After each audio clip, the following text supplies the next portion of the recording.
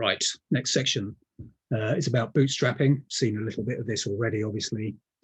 But so the idea, the sort of general idea in bootstrapping is to use the data to inform on its own distribution. So the idea is that, you know, we've got a set of measurements, and can we use the variation within that set of measurements to tell us about what the sort of overall distribution of all possible measurements could look like?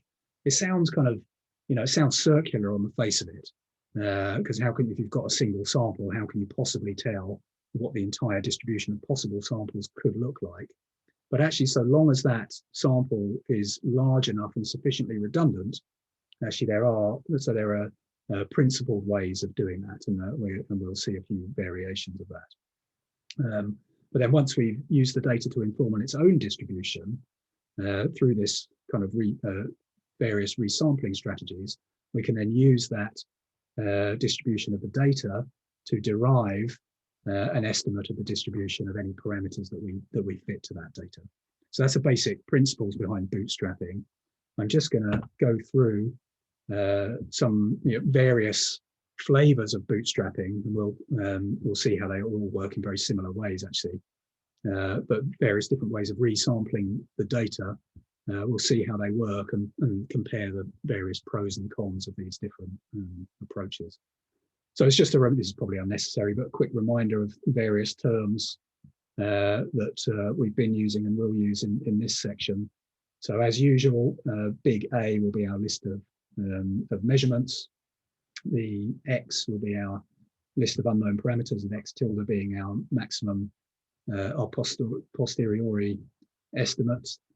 S will be a vector of model signals. So once we've got our parameter estimate, we plug it back into the model to get the model signals that approximate our data. And we'll also use big R to represent the set of residuals, or the differences between the model signals and the corresponding measurements. So I'll use all those bits of notation in describing these various types of bootstrapping. So let's start with the simplest kind of bootstrap of all, which is the parametric bootstrap. Very simple procedure. So we start by finding the best fit model parameters. Then once we've fit those model parameters, we plug them back into the model, exactly as in the vector S on the previous slide, to get model signals. And then we assume some noise distribution, and lots of times add samples of that noise drawn from that noise distribution to our model signals to get a bootstrap data set that we then fit our model to get another estimate of the unknown parameters. And each of those estimates of the unknown parameters gives us a sample of our posterior distribution, P of X, given A. Let me just illustrate that with again, a very simple example. We'll go back to our simple example of fitting a line to a child's height as a function of age. So let me sketch that out again, similar to what we've used previously.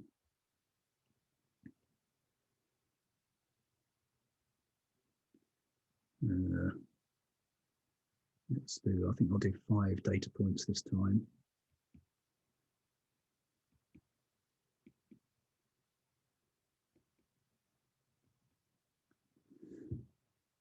Move that slightly.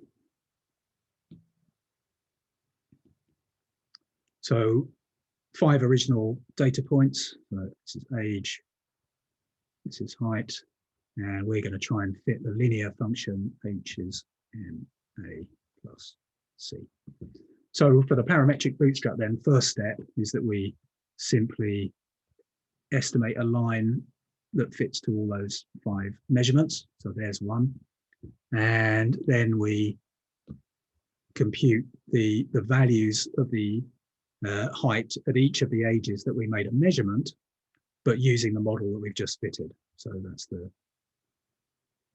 find it where the line passes through each of those particular ages. Actually, at this point, I'm just going to copy this because I'm going to use it again later.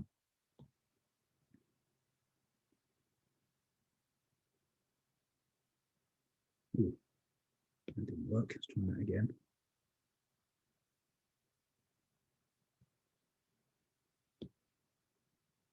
Copy. All right, there we go. Okay, so now we've got our model signals, S, those are the red dots. So now we assume some noise distribution. Let's, for the sake of argument, assume that the noise is Gaussian on each of our measurements. So we'll assume some kind of Gaussian distribution centered on the model signals.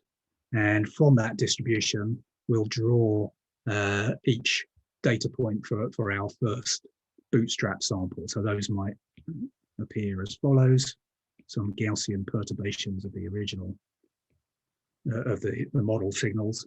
Then we fit our line to those new data points, and that gives us our first bootstrap sample, M1, C1. Repeat. Let's do the next one in a different color. Sample from these, our noise model again.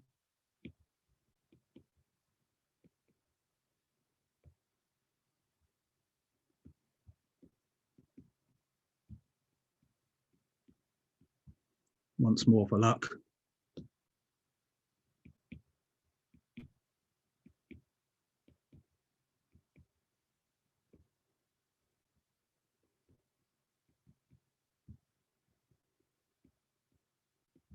Okay, get the idea. So we do that lots and lots of times.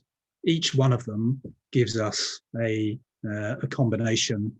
X1 is M1, C1, X2, M2, C2, dot, dot, dot, dot, X, what did I call it? T, MT, C2. So we get a whole pile of these different samples from the posterior distribution. Okay, question here. Just to link this back to what we were doing previously, we want to estimate the distribution of orientations of fibers in the brain. Not sure exactly when you posted that question. Maybe I've moved on and missed it. So right in that example that I've just drawn here, obviously this is nothing to do with fiber orientation in the brain. This is child's height versus child's age. So I'm fitting a linear model to that. But ultimately, you know, so one application of these ideas of estimating uncertainty in the posterior distribution is exactly as you say. We want the posterior distribution for doing tractography, for example. We want to get that posterior distribution on the fiber orientation in each individual brain voxel, so that we can then pick, you know, good samples from that posterior distribution every time we run that tractography procedure. Hope that answers the question you're asking. Okay. Okay, so parametric bootstrap, very, very straightforward idea. Of course, the limitation of it is that we have to make an assumption about the noise distribution. And very commonly, we won't know what that is. What's xi? So xi is just the ith sample of the posterior distribution. It's the best fit that we get to our ith bootstrap data set. So we get a whole list of them out of the end of this procedure, a big T of them. Each of them is a sample from this posterior distribution. Yes, it is. Yeah, exactly. So it contains, yeah, let me write this properly on the whiteboard here. So each of those x's should be underlined because they're vectors. Is a duple, as you say, of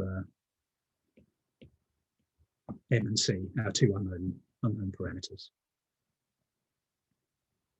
Okay.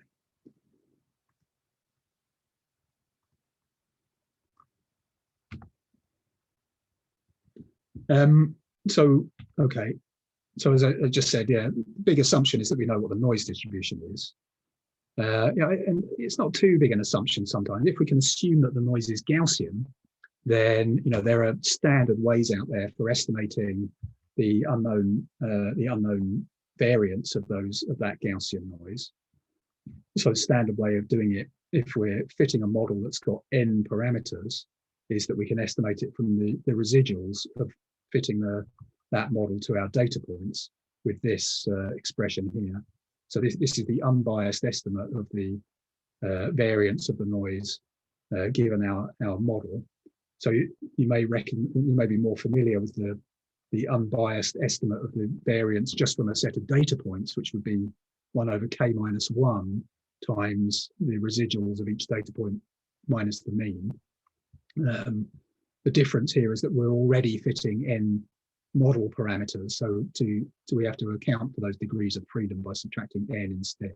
But this is a standard formula for estimating the variance of the noise from residuals. In fact, a much better formula that works much better, at least if we've got a linear model, is this one here. Looks complicated, but actually this theta thing is just a function of the design matrix G. And so it's actually fairly straightforward to estimate and gives you more robust estimates of the noise variance than this one tends to. At least it only works for a linear model. So there's standard ways of estimating that. But of course, we don't actually know that the noise is Gaussian at all. And we don't know that even if it is, that the standard deviation is the same on all the different measurements. So it's not entirely satisfactory. And we'll come back to ways that avoid that assumption in a moment. But let's just think about the output we get from this procedure. So what the bootstrapping produces then is this nice list of samples from the posterior distribution. And that's really helpful because it allows us to do all sorts of things. We can visualize the posterior distribution of X, and we can derive various kind of useful and familiar quantities. So it's just an example of that on the next slide. So here, so again, it's going back to our simple diffusivity model. So performing this kind of bootstrapping procedure, what it gives us is, for each of the unknown parameters, a whole list of candidate values. So for the diffusivity parameter, using bootstrapping here, I've obtained this set of estimates for D, which are all the red crosses here. And from that list, I can then, I can bin them into little ranges to develop it, to construct a histogram. That's the black bar chart here. And that histogram is an approximation of our full posterior distribution, and it will reveal any kind of bimodality or skewness in that distribution that might take us away from the Gaussian assumption that we use in the Laplace method. And then of course it's straightforward to derive, say, the 2 sigma range. I can just work out the mean and standard deviation of this set of red crosses, and then find the mean, subtract and add 2 standard deviations. That gives me the 2 sigma range here, the blue pluses, and easily compute the 95% range. I'll just throw off or discard. If I put all the red crosses in rank order from lowest to highest, I can throw away the first 2.5%, throw away the top 2.5%, and then the remaining ones define this 95% range. Do we ignore outliers when performing bootstrapping? Well, so you could, but in general, I don't think you would. I think that if you're going to have something that handles outliers, that would really be taken care of. It's not part of the bootstrapping procedure itself, but it would occur here.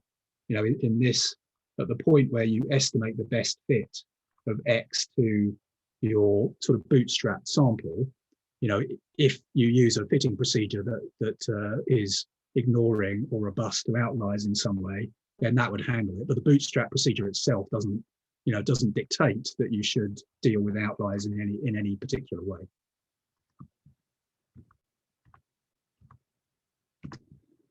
Okay, so we've looked at parametric bootstrap then.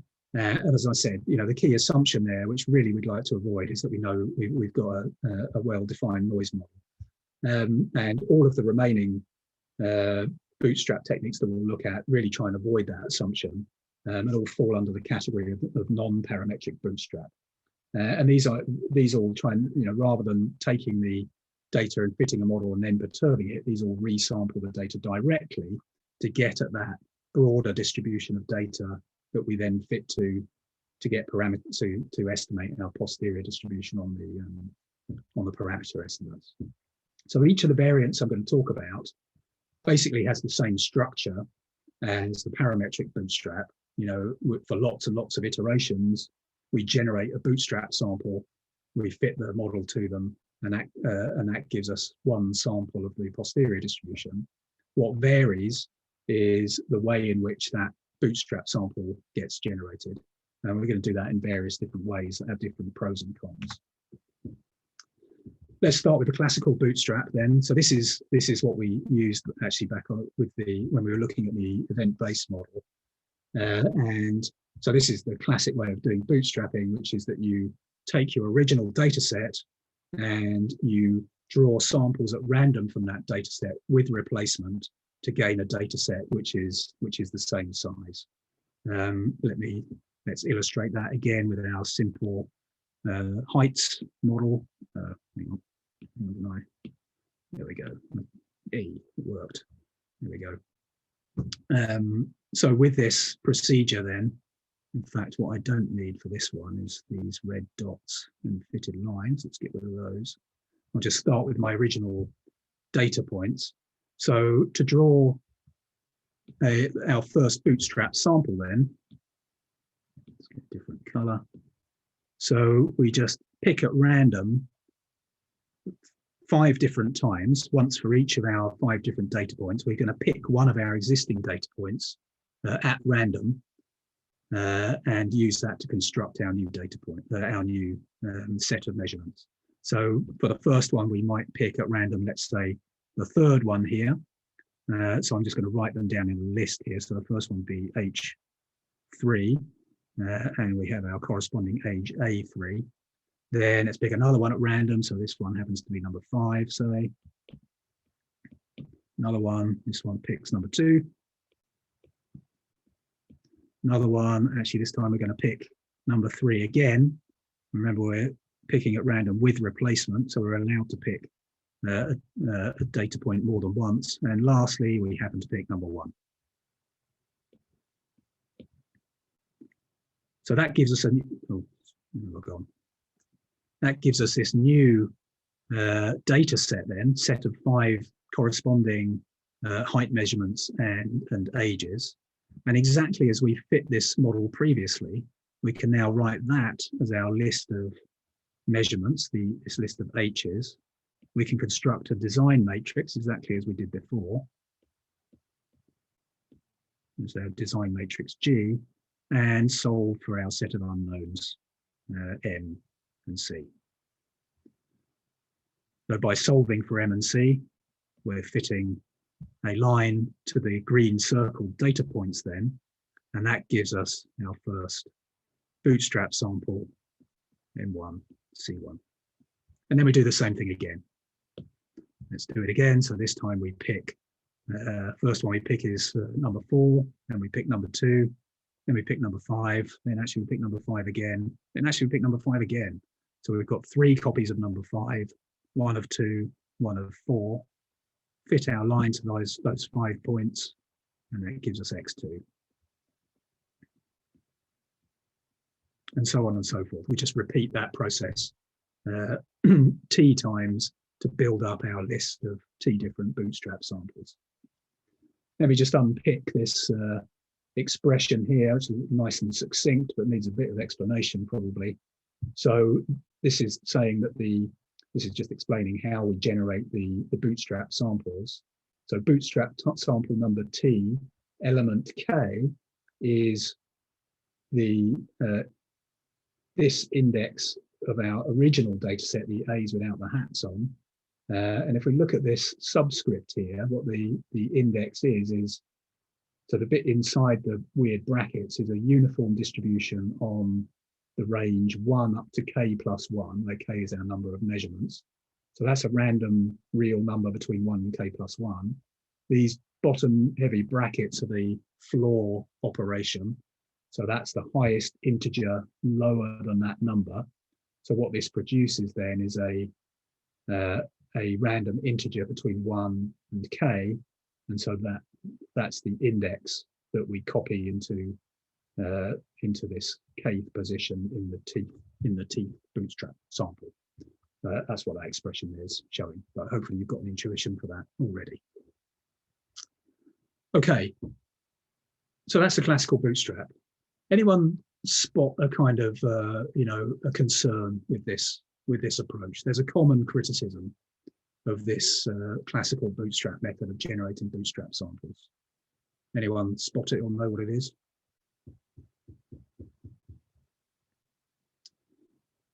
So picking the same point, you could sample the same point. Yeah. Lose information. I think you're all sort of close, but not quite getting there, I don't think. So the problem, it sort of arises here. It's to do with being able to pick the same point, but that's not quite getting to the essence of the problem. As in all the samples is the same point, and we can't. So that is true. There's some small probability that you pick all. You pick the same point 5 times, so that you can't fit a line at all.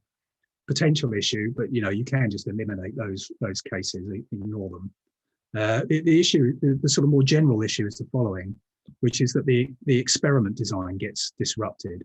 If you look at this design matrix, it's revealing that we have to reconstruct that design matrix every time round the loop, because it tells us explicitly that the experiment design is different. And what I mean by that is that the set of ages or device settings, in a more general term, for each experiment is different to the set that we use in the actual experiment, and that makes a difference.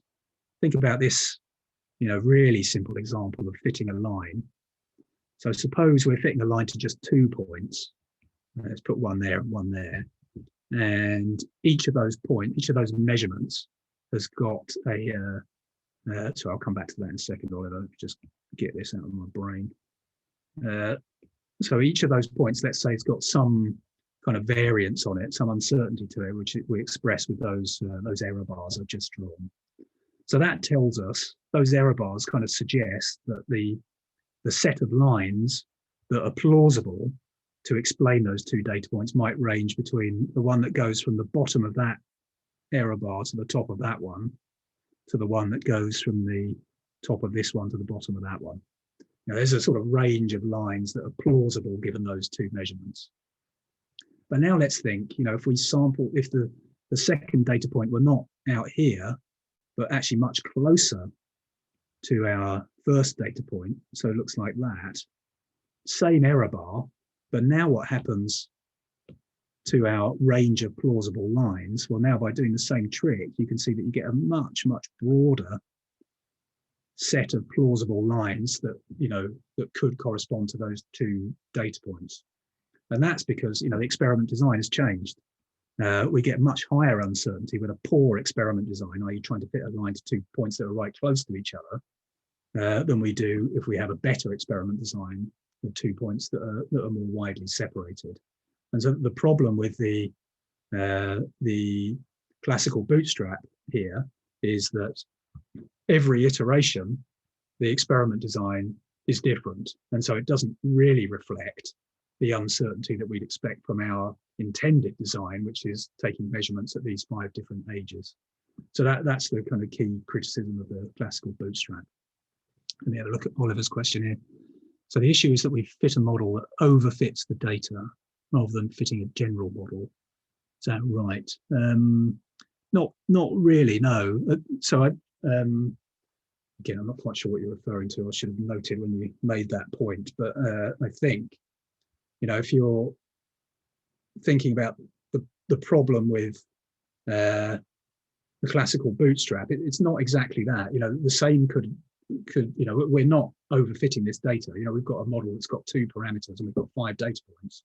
It's not overfitting necessarily. I mean, it might be if we only end up with 1 or 2 unique points in our sample.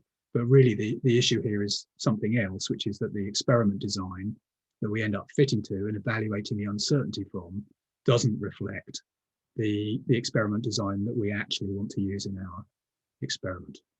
Hope that makes sense. Okay. Anyway, let's move on. So the remaining variants of the bootstrap all try and address that issue, or they do address it in various different ways. Let's start with the repetition bootstrap. So let me draw my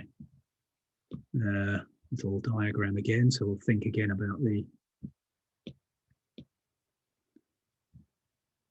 about fitting this line to the different heights. Again, I can get rid of this. I think I don't need that for this one. So the way the repetition bootstrap works, pretty straightforward idea, is that rather than acquiring one measurement for each of our device settings, we acquire lots. So let's, in this case, maybe we'll acquire 3. So we'll make 3 different measurements of the height at each of these ages. So we get some sort of little distribution at each of those ages. And then the way the repetition bootstrap works is that we construct each bootstrap sample by simply selecting 1 from each of these groups at random.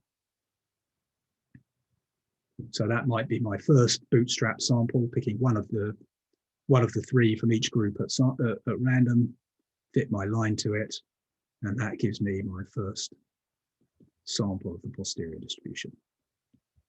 Let's do it again. Pick 3 at random. Pick 1 from the 3 at random, I mean. So that gives me another line when I fit to those.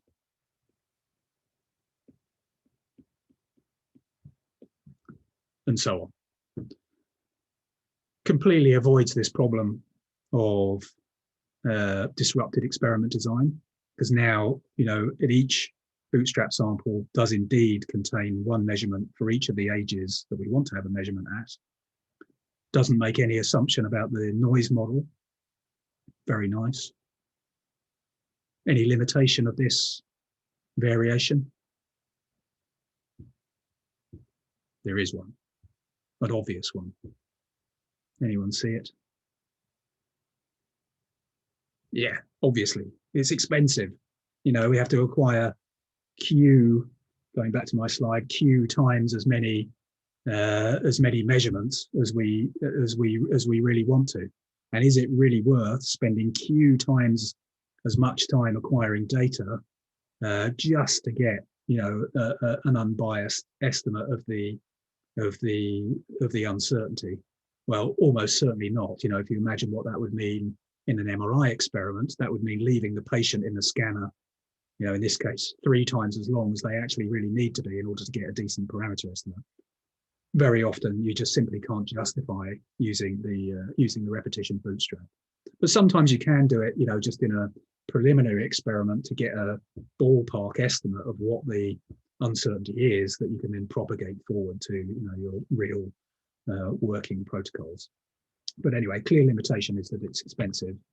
There's, despite that, actually, there's huge amounts of research goes on the repetition bootstrap, and lots of research into, how the different numbers of repeats can affect estimates of the variance, different kind of biases that arise with different numbers and how you can correct that. I won't go into that in detail, but the boot knife is one approach which kind of avoids any bias, and there's some pointers to literature on that if you're interested.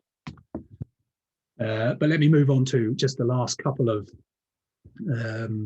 bootstrap techniques which try and give the best of all worlds. So avoiding problems with disrupted experiment design, avoiding strong assumptions about the noise, and avoiding having to acquire lots of repeat measurements. Let's start with the residual bootstrap. So the idea here is that rather than resampling the data points, we resample just the residual errors of the data points and the fitted model. So let me again illustrate that with our simple example. Let's move that down a little bit. Okay, so this time I do need the little red dots. So if we think about this example, so the residuals, if you remember, are the differences between the actual measurements and the model, the signals predicted by the model, the red dots and the black crosses here. So the residuals are the differences between those values. So I'm going to draw our 5 residuals down here. So residual 1, that's the one from this first data point on the left, is a sort of small downward residual. R2 from this one here is a moderate upward residual. So let's draw it like that. R3 kind of similar to R2. R4 moderate downward residual. Let's draw that. And R5 is a kind of smallish downward one. So the way this works then is that for each of our 5 data points, we pick one of these 5 residuals at random and add it to the model signal. So let's say for data point number 1, we happen to pick R2. So then we would perturb the red dot here in our model signal by residual number 2 and get a bootstrap data point up there. Let's say for data point number 2, we randomly pick R3. That gives us a data point actually quite close to the original one. For data point 3, let's say we happen to pick R4. It gives us a residual down there. We pick R4 again for data point number 4, and for R5 we pick R2, which gives us a data point up there. Fit the line, that gives us X1 again. I'll do it once more, just to confirm. So let's suppose then that for data point number 1, we pick R5. Data point number 2, we also pick R5. Data point number 3, we pick R4 again. Data point number 4, we pick R5 again. Data point number 5, we pick R2. Fit our line to those data points, and that gives us our second sample of the posterior distribution into C2. Repeat.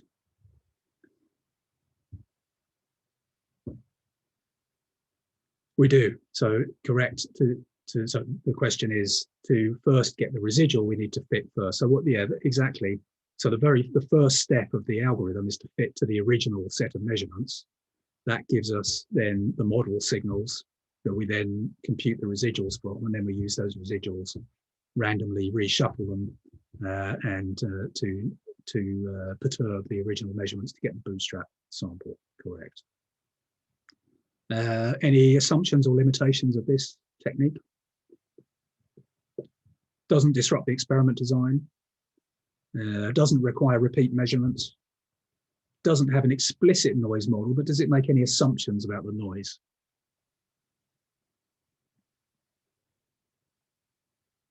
I think there is an assumption in there.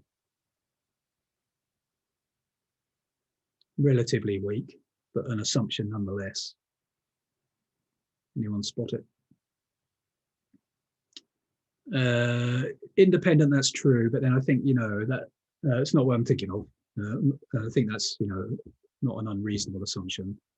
In fact, the assumption I'm thinking of is that it assumes the noise is the same on all of the measurements.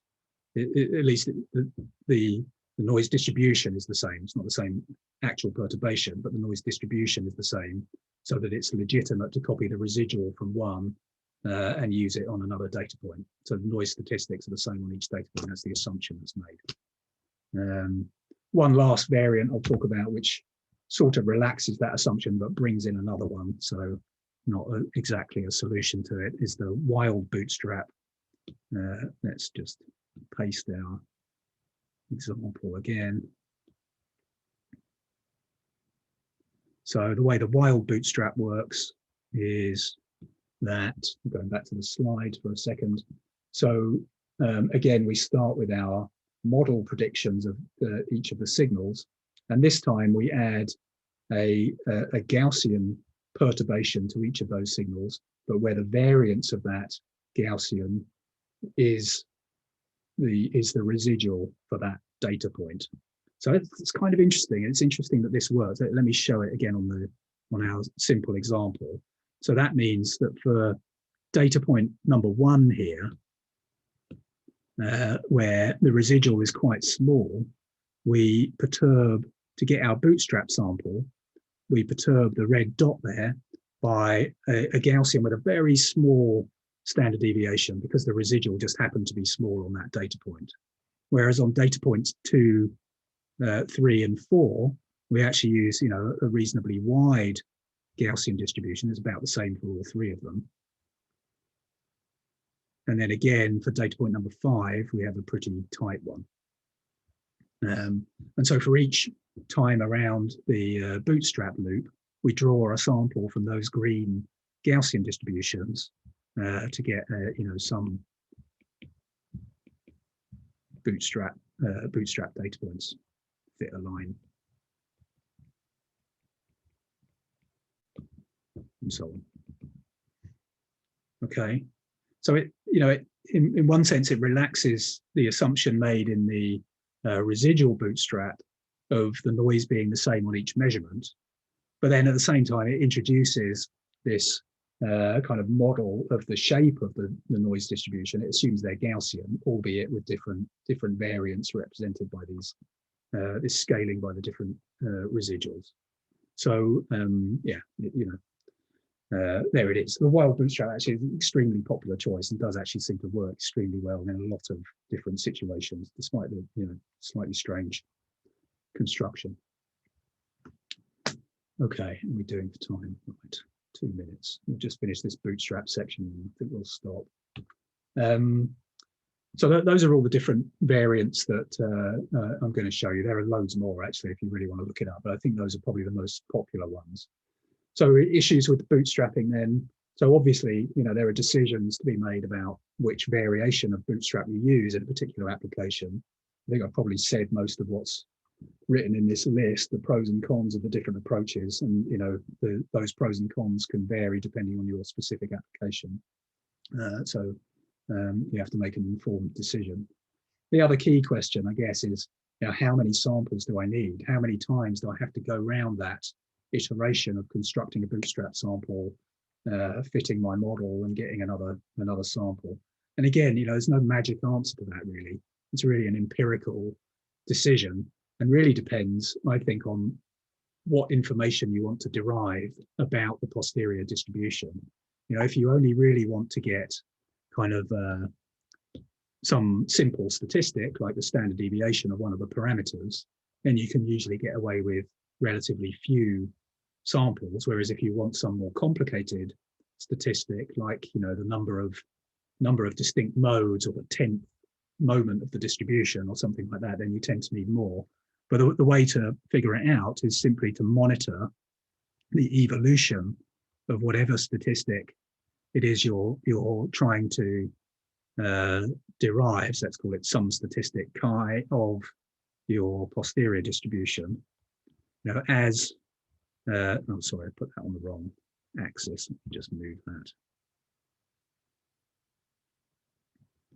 Can I move it? Don't know. Yeah, there we go.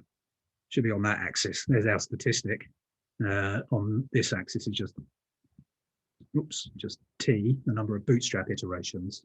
And what you can do, of course, is to monitor the evolution of that statistic. And generally what will happen is that during the early stages of the bootstrap procedure, it will vary, it will sort of flip around all over the place, but gradually as you get more and more samples, it will converge to some stable value.